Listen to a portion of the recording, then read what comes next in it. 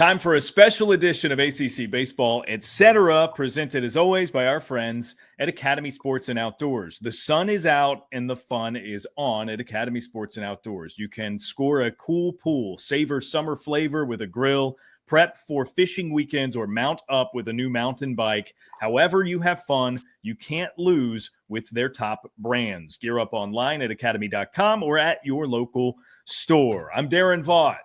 Danny Graves, the Miami Hurricanes and Cincinnati Reds Hall of Famer, is with me as always, and we're joined by a Hall of Famer of another kind, newly announced as entering. I guess you're not inducted yet, Kris, but a newly announced member going into the College Baseball Hall of Fame. It is Clemson legend Kris Benson. KB, good to see you. I appreciate you joining us. First of all, congratulations. It is such a cool honor. I'm curious how it hit your radar. Yeah, no, I appreciate it, guys. I think, it was probably about a month ago. Got a phone call from Jenna Hauser. You know, her dad was the Dick Hauser, who has the Hauser Trophy Award. So I've known her for, goodness, almost, I don't even know. It's too long. So it's been not quite 30 years since you won that, the Dick Hauser Yeah, Trophy. exactly. It's like 28 or something like that. But anyways, yeah, a long time ago. And so we've known each other for a long time. So she said, you know, it's something that she was really looking forward to. Finally made it up to the top of the ballots there. So I was able to get in this upcoming February and looking forward to it. I love the fact that, you know, I'm able to represent Clemson and you know, my family and all that good stuff. So all the good things that come with this, it's a great honor. Yeah, Benny, so good to see you. Congratulations. I know a lot of people that don't know you. You're just this very chill dude and like so laid back and just so calm. Like, what was your reaction? Was anybody around when she called you to see any kind of reaction from you? Yeah, I actually had a few of my baseball guys around me. It was kind of funny. I was moving some stuff and they were helping me move it. And I got a phone call and I saw Jana's name and I was like, man, it's got to be something cool. So I, you know, hadn't heard from her in a while and she called up and she gave me the great news. And, you know, I think they knew it was pretty special. I got, you know, I guess I got a little bit of emotion, you know, coming out there to, you know, when she told me and they all kind of were looking at me with deer in the headlights when they didn't have any idea what it was about. And, but then I started, you know, saying, I think, you know, appreciate it. And they started putting two and two together. And so it was cool to have those guys around me. Was this on your radar at all? No, I mean, you know, it was, since I have known her for a long time, I just knew that they had been putting all this together years and years ago. And so, you know, I knew that there was a lot of guys obviously going into the Hall of Fame that have been in college baseball forever, right? So, I mean, they're pulling, I think so far 175 guys have been inducted into the College Baseball Hall of Fame. So, I mean, got to figure there's probably, what is it, like 450,000 a year or something like that. That's actually playing college baseball at any given time. You know, and I know that it also includes coaches and, you know, going in with a great Hawaii head coach there that actually was coaching when I went out there to pitch my freshman year. So, you know, a really, really cool, fun class, great guys, great players. You know, just happy to be part of it, man. I think you kind of just put it in perspective there for a second, because when, you know, a lot of people with the Major League Baseball Hall of Fame inductions just happening recently, you look at the fraternity that we're in, Benny, what is it, 22 or 23,000 ever just even to play one day in the big leagues. And then however many get into the Hall of Fame. You just said 450,000 a year, right? Like there's so many college baseball players in the history of this world. Yep. And you're going to be one of the 175 or however many that's going in, man. That's such a huge honor. Yeah, no, I mean, it's anytime you get recognized by, you know, a team, organization, anybody, you know, anytime you get a chance to get recognized, it's going to be special. I mean, just like the Reds, I mean, it's just like, you know, you get a chance to go in there, just, you know, same thing with Clemson Hall of Fame. I mean, it's you put a lot of time and effort and work into getting that far. You don't expect that type of accolade in return, but I mean, it's great that somebody really recognizes what you put into the game. You were at Clemson from 93 to 96, and this being an ACC baseball show, Kris, I want to give you the opportunity to stroll down memory lane a little bit. Just generally, what are some things that stand out to you about your time at Clemson? And like, look, you're cracking a smile already, so I know it means a lot to you. Like, what goes into that? Yeah, I mean, it's obviously a lot different nowadays than it was, or should I say back then than it is nowadays. I mean, because you've got the transfer portal and everybody's kind of moving around. And, when we were in college, it was you were there because you all wanted to be there for 3 or 4 years. Like, you weren't going anywhere. This was your spot. And so, when I was there, Danny's very fond of Shane Monahan, but he's a, him and I played together in summer ball, travel ball before then. So I had a familiarity with Clemson going into my recruiting visit. And then we also had a couple players that were on recruiting visits. One that actually came with me, Mark Watson. And so, we all played on the East Cobb Yankee summer team, and which is a great organization. I just went back and met, had a good time with James Beavers there. I didn't realize they put 50 former Yankee, East Cobb Yankee players into the big leagues. And so, for me to be able to like go to a school that I was familiar with, it was kind of a small town. I mean, Danny and I went down to Miami when I went on my recruiting visit. So, Miami was right up there too at the top of the list.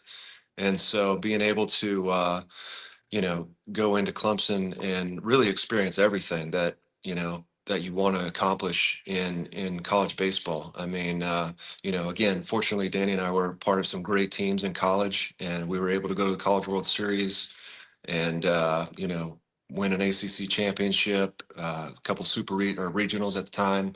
So other than that, just the school experience, I could go on and on about, everything, including, the coaches with Jack Leggett, who's kind of like the Saban of baseball with all of his coaching tree with, Florida, Vanderbilt, Texas, all those head coaches that are now, back when we were playing, it was volunteer coaches and assistant coaches back then. And they're all now, power head coaches right now. So, being around some great coaching, John Pulaski was my pitching coach, who's now down at running IMG's baseball stuff. So, just a great group of people that taught me a ton of information about baseball.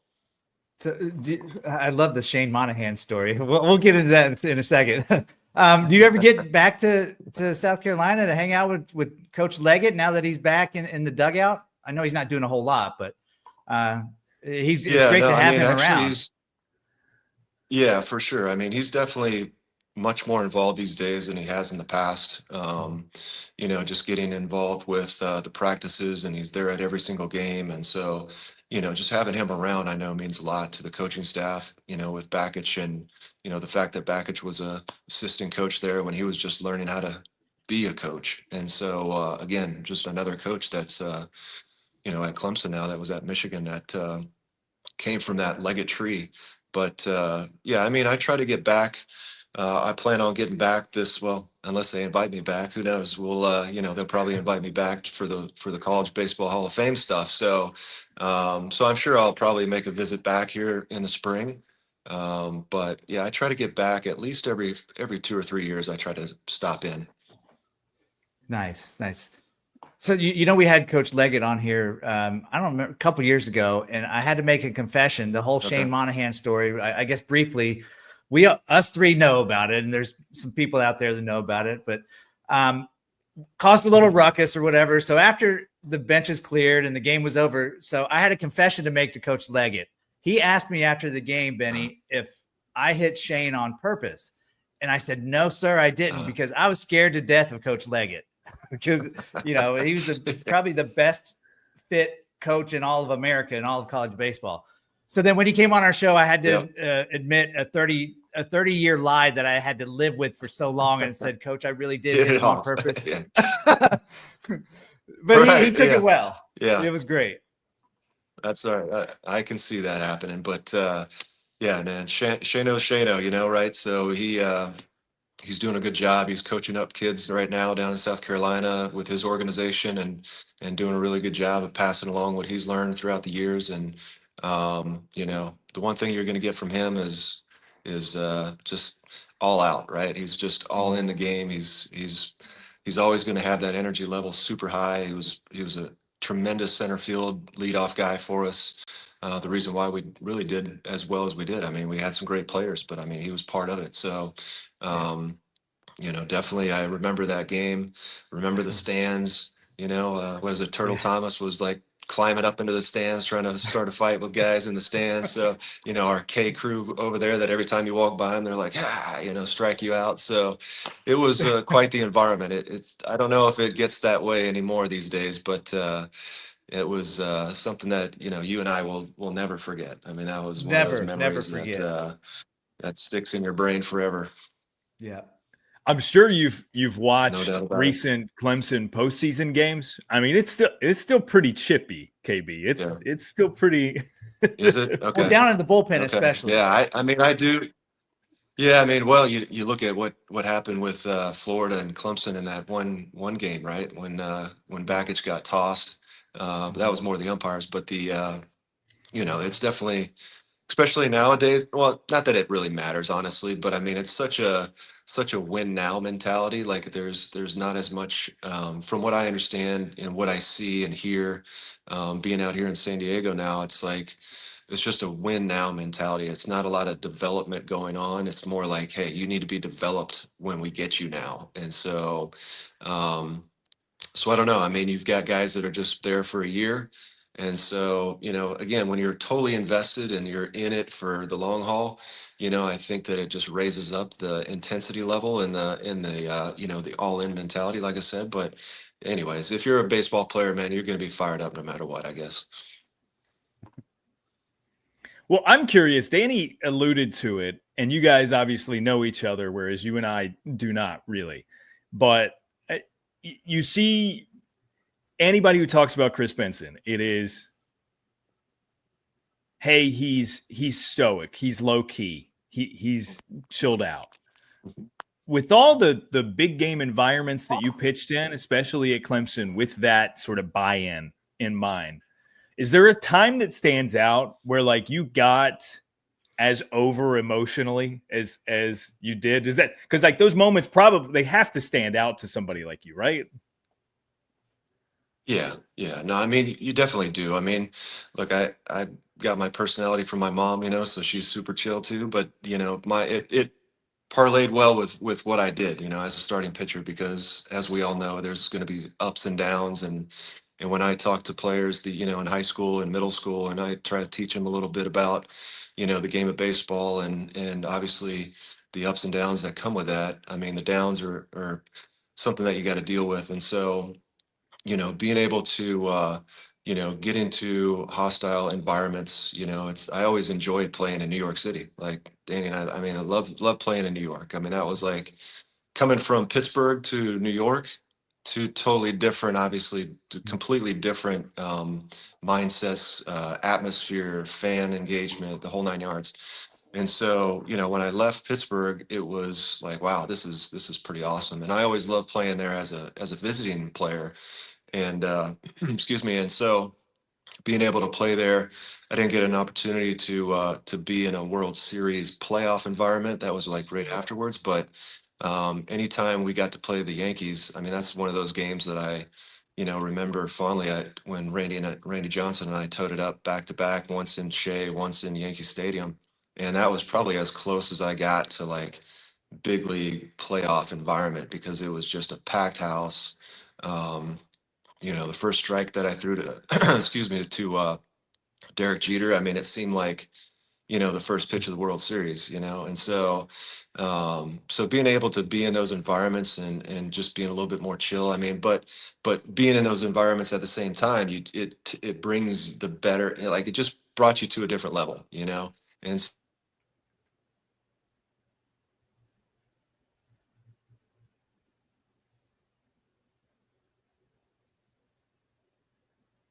there and really, um,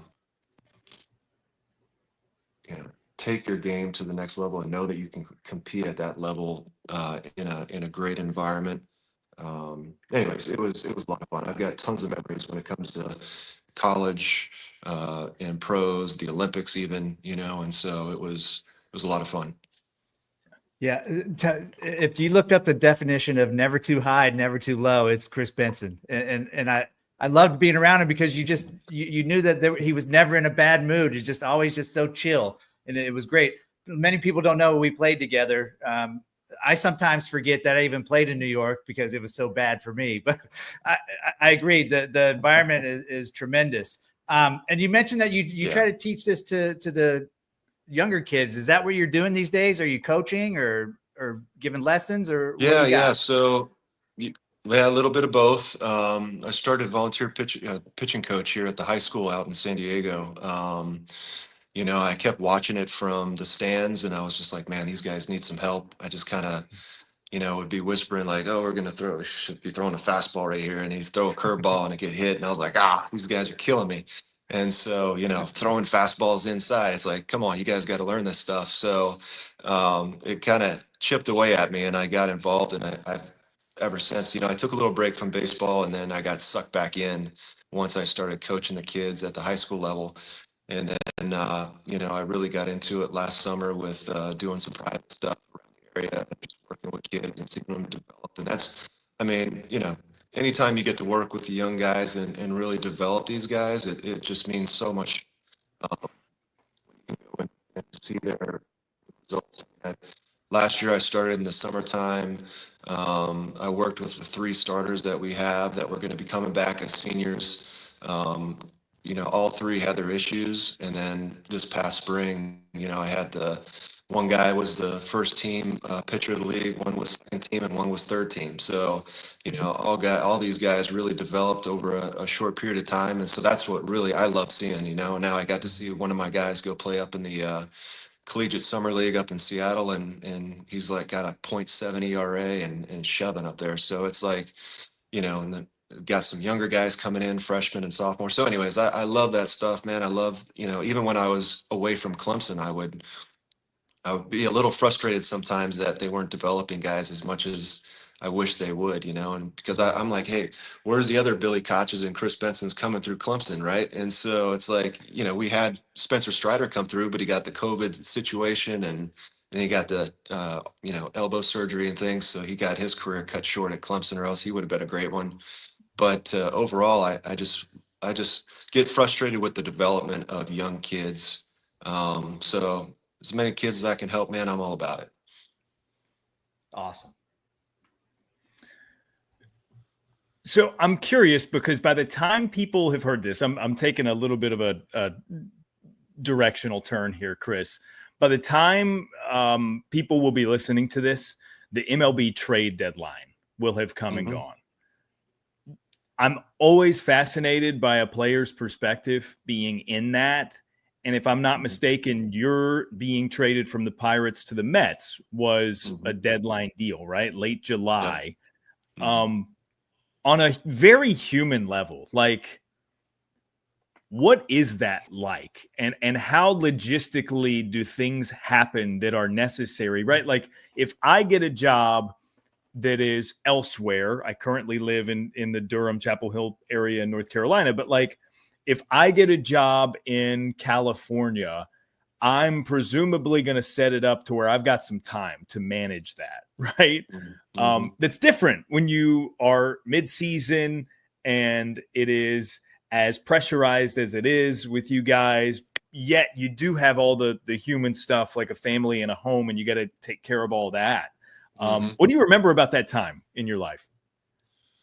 Yeah, I mean, it was, you hear all the talk, you hear the reporters talk, and you see the articles, and it being the first time I got traded, it was kind of strange thinking that your name was kind of being floated out there to move somewhere else, because I hadn't known of anywhere else prior to that. It kind of goes back to college, right? You go to college because you're there, you want to be there, you get drafted, you think you're going to be there forever, 7 years into the organization, and then all of a sudden, you're part of the trade thing. And I actually think that Jason Kendall and I were the last 2 of the remaining core that was there for so many years.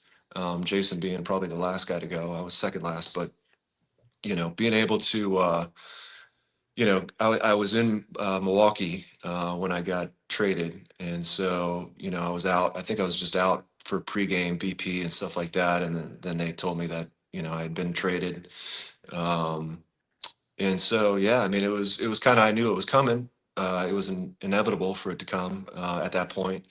And so, yeah, I mean, it was really strange. You say your goodbyes to all your teammates. Like I said, I've been there for a long time in the organization, and 2 years in the minor leagues and 5 years with the big league team at that point. So, but at the same time, man, going to the Mets, I thought that was really cool because, like I said, I enjoyed playing in New York.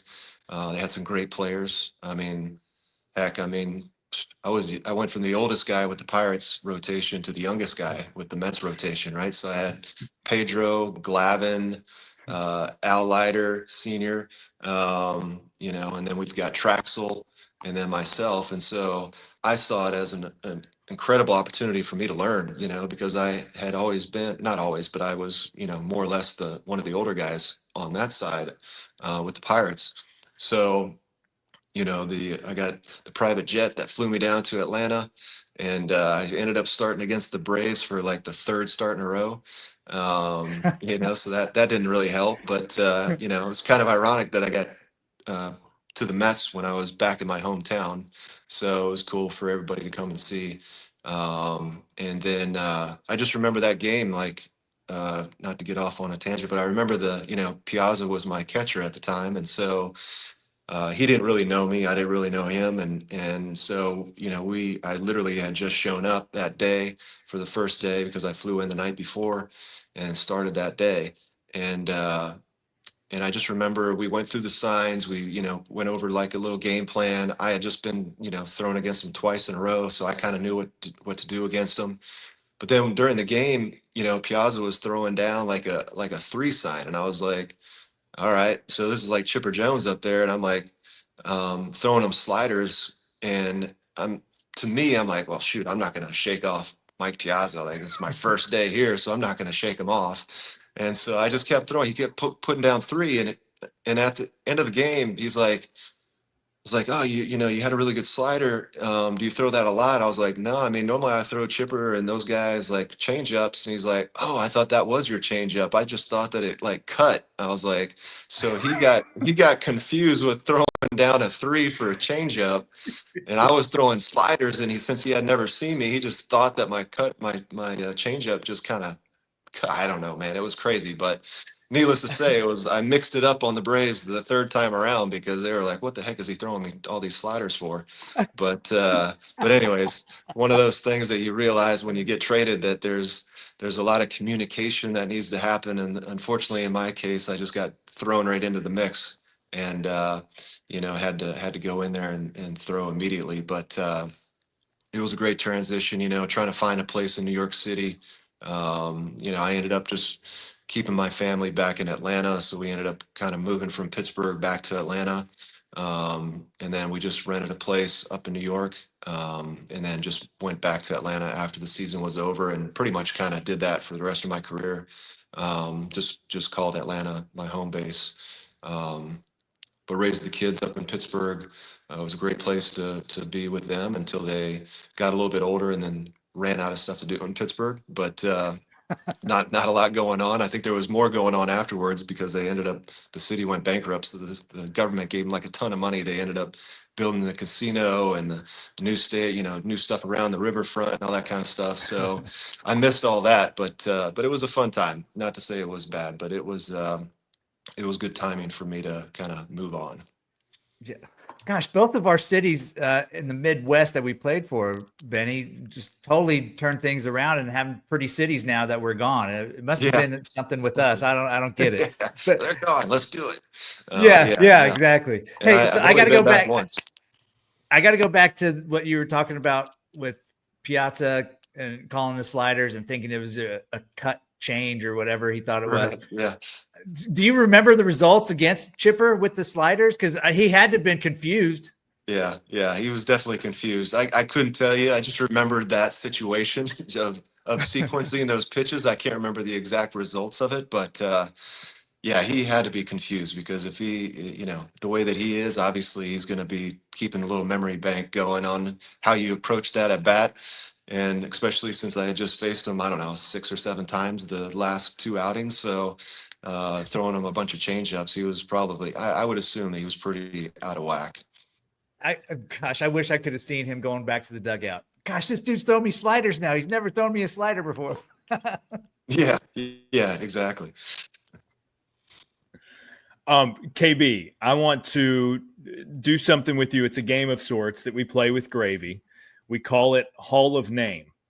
And the gist of it is I name a former teammate. And this is minors, majors, college, Team USA, which you've got your experience in the Olympics as well, that we could call upon here. I name a teammate, and it's just first thing that comes to mind. So if it's an awkward interaction, if it's a singular word, if it's anything, right? Just whatever comes to mind, just spill it. All right. So I'm going to play. Right. This is a Kris Benson edition of Hall of Name, and your first teammate, to no surprise, or it shouldn't be, is Danny Graves. I would say, man, he was a competitor. He came after you, had a nasty breaking ball. Man, super intense when he was out there pitching. Good dude off the field. Let me just keep, patting his back, but no, he was a good dude, man. Danny Gravy was a competitor. That's what I remember about him, man. He was always going to come after you. So, I mean, with, you don't stick around in the big leagues as long as we do when you're not a competitor. And I always tell kids, like, it's just a game of adjustments, man. It's just, I tell them I wasn't the biggest dude, the strongest dude, but I just knew how to make adjustments. And I think Chipper even actually recently was talking about, it's just like a game of chess, like who's going to make the adjustment faster, and so, Danny and I were able to stick around in the game for a long time. And it was through just, even though I didn't show as, him being a reliever and closer and stuff like that, has to be a little bit more emotional because he's just coming in and just going right after you. I got to kind of temper back a little bit because I'm hoping to go 6 or 7 or 8 innings every single time I'm out there, and I'm going to have ups and downs throughout the game. But, for what he was doing, I couldn't do it. I mean, that's just the way that my mentality and my approach. Towards the end of my career, I tried to, they wanted me to do some bullpen stuff, and I just could not do it, man. It was just not part of my makeup. Honestly, I didn't, come out there not competing. It was just a completely different ball game when you're just used to being a starter for your whole life, and then you go out there and they're like, "Oh, you're going to be coming out of the pen." I'm like, I have no clue what I'm doing.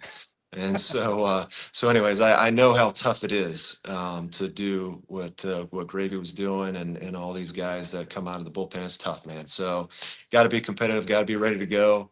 But man, good times, good memories. Yeah. Appreciate that. Well, I could say the same thing about you, Benny. Like, when they tried to make me a starter, I couldn't do it because I didn't have the mentality that you had of trying to get through 6 or 7 or 8 innings. I was just grip it and rip it for an inning and go right after guys. I couldn't do that like you guys could. Yeah. So I admire that for sure. You might be all right this time, this age. All you got to do is go 4 or 5 now, so it's all good. Right. A couple times to the lineup and take it to the house. Take it to the house, man. Yeah. Kris, I've got a Clemson name. This one you've already mentioned. Billy Koch. Yeah, man. Just he was a wild dude, man. He was a wild man. Him and I roomed together in college. More so like after we got drafted. But before then, obviously came in together. Just he was throwing 100 before everybody else threw 100. Like he was the guy that kind of was throwing that fast, and everybody's like, oh, nowadays we got like 6 guys that do it. But it was pretty amazing back in the day. But yeah, just a wild guy from West Babylon, New York, and had the mentality of being a New Yorker. And so, super good friend, super good teammate. just somebody that, is memorialized at Clemson as well, for what he accomplished in college. And so, yeah, he was a great teammate, great friend. Danny, you got any names you want to throw at him? I mean, maybe some guys you guys played together with? Well, something just came to my mind. Scott Winchester, he was there when you were there, right? And yeah, me and Scott got traded together from Cincinnati, or from Cleveland to Cincinnati, right, in 1997. And he was kind of a stud at Clemson for the short time that he was there. Yeah. No, he was. He had a great slider too, and he was a competitor, man. He went after you. He was another wild guy. He's calmed down in his old age, but he was a wild guy. But I don't know if you remember that, but he got busted going through downtown Clemson naked on a go-kart, and I think Dave Letterman made a joke about him on his show, and so he was kind of world famous. He ended up, I think it was when we went out to Hawaii, actually, that he got in trouble and did that. He wasn't able to make the trip to Hawaii with us because Coach Leggett laid down he was like, no, you're done, man. So your season's over. So anyways, yeah, he paid for that one, but another memory you don't forget. But yeah, Winnie was a true closer as well. He was a good pitcher. Yeah. Those are the kind of stories we like for Hall of Name right there, Benny. And I can tell you, him not being able to go to Hawaii didn't stop him, because when I played with him, whether minor leagues or big leagues, he still liked to walk around naked. So that didn't change. No, I couldn't imagine, man. Gary Burnham was another one. Bernie was like he was a wild dude. We had a bunch of wild dudes. I'm sure there was a bunch of wild dudes down in Miami too. But we, being in a small town like Clemson, you got to find stuff to entertain yourself. And so we had a good crew of dudes that, and that's why we played so well as a team. I mean, we, played really well, had, pretty much every year ranked number one. And, our best team was probably my freshman year. We ended up just happened to lose, I can't remember who it was, Alabama, something. We lost the one game that we would have, gone off to the World Series. We would have been there all 3 years, but we probably had the better team then, overall, so it was an awesome time, man. Really, really good players, really good competition in the ACC. I couldn't have made a better decision in my mind as far as where to go to school.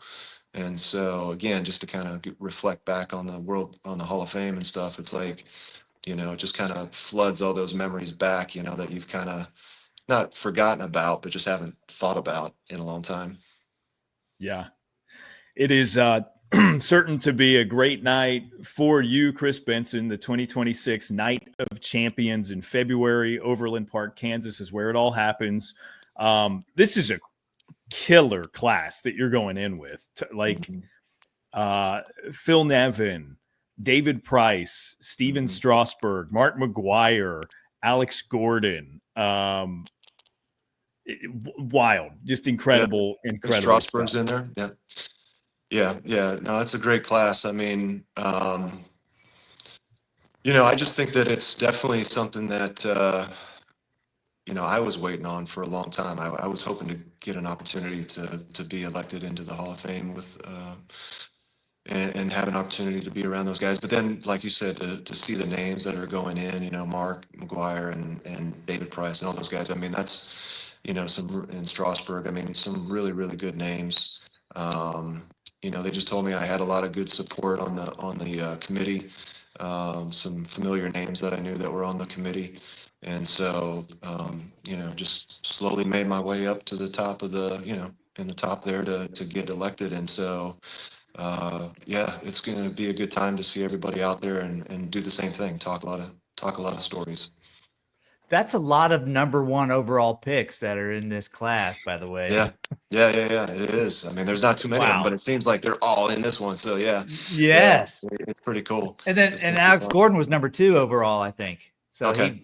He's right there with the other, I guess, 4 of you guys.